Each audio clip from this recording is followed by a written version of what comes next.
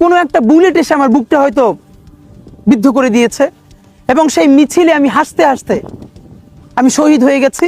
আমি তখন হাসতে হাসতে আল্লাহর কাছে ভীষণ সন্তুষ্টি নিয়ে পৌঁছতে চাই যে আমি একটা ন্যূনতম ওই জীবনটা লিড করতে পারলাম, যে আমি একটা ইনসাফের হাসি নিয়ে আমি আমার আল্লাহর কাছে পৌঁছতে চাই। হায়াত মৌতের মালিক আল্লাহ, ন্যূনতম সিকিউরিটি নিয়ে চলাও হলো সুন্নাহ। কিন্তু আমাদের লড়াইটা হলো, আমার মা স্বাভাবিকভাবেই কান্নাকাটি করেন, আমার পরিবার সবাই। তো আমি আমার মাকে বলেছি যে দেখো, মানে আমরা যে লড়াই নেমেছি, আমার একটা মনে হয় কি কোনো রাজনীতিবিদের না বাসায় মৃত্যুটা হইতে পারে না, এটা কোনো ভালো মৃত্যু না। যিনি রাজনীতি করেন, যিনি লড়াই করেন, যিনি বিপ্লবী, যিনি সংগ্রামী, তার মৃত্যুটা হবে একটা সংগ্রামের মধ্য দিয়ে, একটা রাজপথে, একটা গ্লোরির মৃত্যু। আমি তো ভীষণভাবে প্রত্যাশা করি, আমি ছোটবেলা থেকে এই স্বপ্নটা দেখি, অনেক জায়গায় বলেছি, যে একটা তুমুল মিছিল হচ্ছে অন্যায়ের বিরুদ্ধে, সেই মিছিলের সামনে আমি আছি, কোনো একটা বুলেট এসে আমার বুকটা হয়তো বিদ্ধ করে দিয়েছে এবং সেই মিছিলে আমি হাসতে হাসতে আমি শহীদ হয়ে গেছি।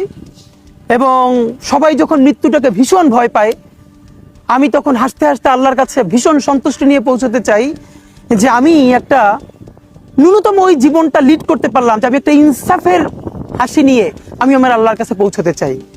সুতরাং আগামী 50 বছর বাঁচলাম, কোনো ইম্প্যাক্ট তৈরি হলো না আমার দিয়ে, দেশের জন্য, রাষ্ট্রের জন্য, উম্মার জন্য, জাতির জন্য। কিন্তু আমি ধরেন 5 বছর বাঁচলাম, সেটার মধ্য দিয়ে যদি আগামী 50 বছরের ইম্প্যাক্ট তৈরি হয়, তাহলে অনেকদিন বেঁচে থাকায় কি সাফল্যের বলেন?